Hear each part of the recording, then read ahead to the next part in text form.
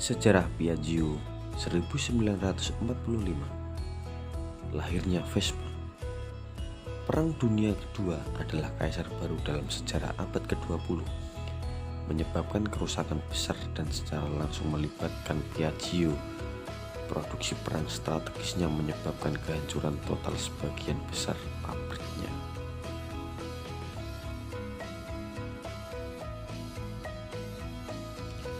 Italia juga dihancurkan setelah Perang Kedua, seperti kelaparan, pengangguran, dan inflasi. Negara ini bergegas menuju rekonstruksi dengan bantuan-bantuan internasional serta kesediaan laki-laki dan perempuan, pekerja dan pengusaha untuk membangun kembali. Pada tahun 1945, skenario benar-benar baru dibandingkan dengan tahun 1938. Tidak hanya Attilio Ordero yang mati, tetapi konversi dari masa perang ke produksi masa damai memiliki efek yang sangat besar pada produksi perusahaan-perusahaan mesin logam. Contohnya pesawat ini.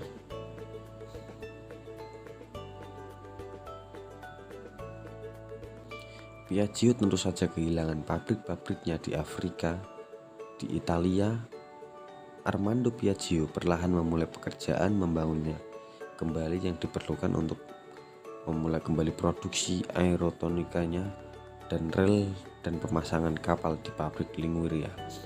Pesawat yang dirancang oleh Casiraghi dan De Ascanio dikembangkan seperti sekolah penerbangan kecil P148 di halaman museum atau di P149. Ini adalah jauh dari P108, 4 mesin besar, tetapi tetap sangat sukses dan memungkinkan pemulihan parsial untuk terjadi. Di Scania, Enrico tidak seperti saudaranya, sedang mencari ide bisnis baru dan bermimpi membantu Italia menyelesaikan masalah transportasi pasca perangnya. Enrico Piaggio memasuki bisnis dan komplek untuk menstrukturisasi Italia dengan ide yang tepat. Ia ingin membangun sarana transportasi sederhana yang akan murah, mengkonsumsi sedikit bensin, dan bisa dikendarai oleh semua orang dan termasuk wanita gitu loh. Di Puglia, di mana peralatan manufaktur Pontedera telah dipindahkan, teknisi dan insinyur di antaranya Vittorio Corsini, Renzo Spaldi, dan Carbonero telah bereksperimen selama berbulan-bulan yang panjang tanpa aktivitas di gudang unit torsi tuan rumah mereka dengan skuter kecil. Berdasarkan sampel yang mereka lihat, hasil eksperimen mereka menghasilkan MP5 yang para pekerjanya sendiri membatasi dengan nama Paperino atau Donald Duck untuk bentuknya yang aneh. Dalam kunjungannya ke Puglia bersama Corradino De Ascanio, Enrico Piaggio melihat Paperino dan menyukai ide kendaraan kecil, tetapi tidak yakin dengan desainnya.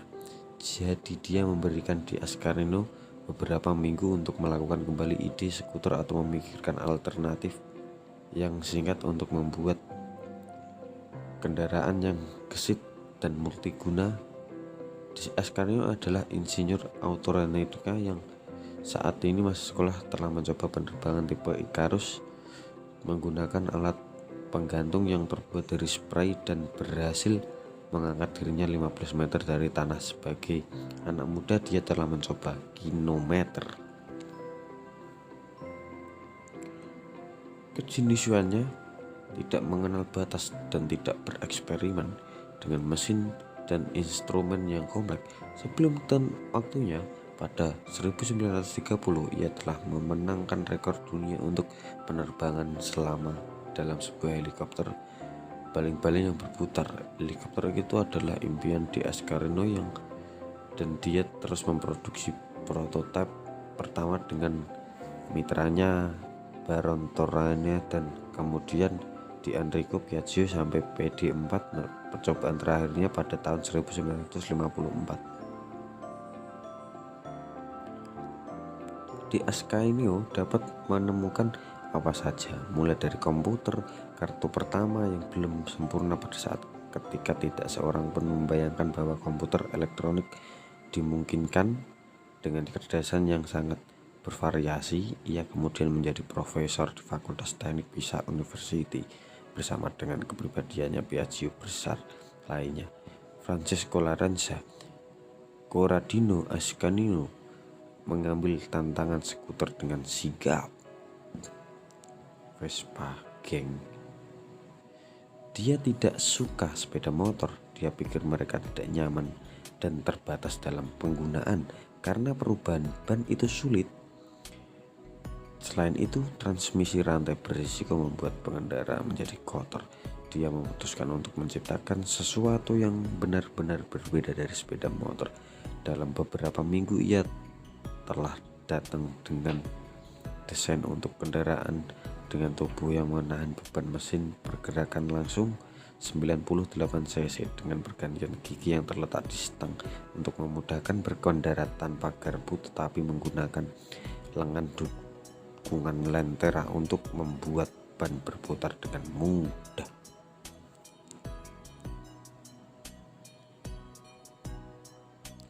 Bingkai itu dimasukkan untuk melindungi pengendara yang akan duduk di skuter seperti kusir begitu banyak, sehingga insinyur pertama membuat sketsa seseorang duduk dengan nyaman, tegak, dan kemudian menarik kendaraan di bawahnya. Elemen kunci terakhir dalam filosofi desain kendaraan baru ini adalah bahwa ia harus menggunakan bahan-bahan ringan, sebuah fitur yang berasal dari aeronautika yang harus menggunakan bahan ringan namun kuat.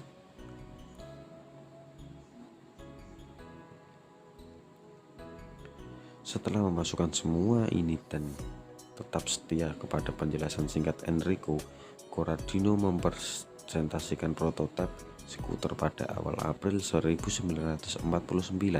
Dari akun presentasi dalam arsip kami, Enrico tampaknya telah langsung menyukai kendaraan tersebut, memperhatikan dengungan mesin dan kursi yang cukup kontras dengan pusat, ramping, dan belakang. Dia berseru, "Ini seperti tawon." Ya, tawon. Itu adalah Vespa.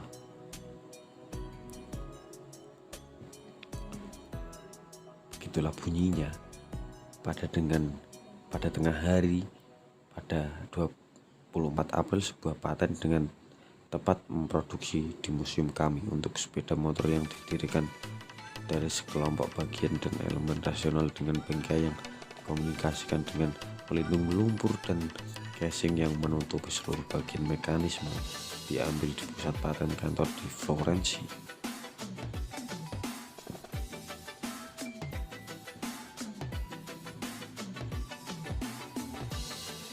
Pencipta Vespa menandai dimulai dengan halaman baru dalam sejarah Piaggio, sebuah halaman yang akan benar-benar berbeda dari 60 tahun sebelumnya, karena sejak terciptanya Vespa pabrik Pontedera akan meninggalkan proyek-proyek yang telah dilakukannya selama ini. Terima kasih. Itu saja, saya kesel ngomong.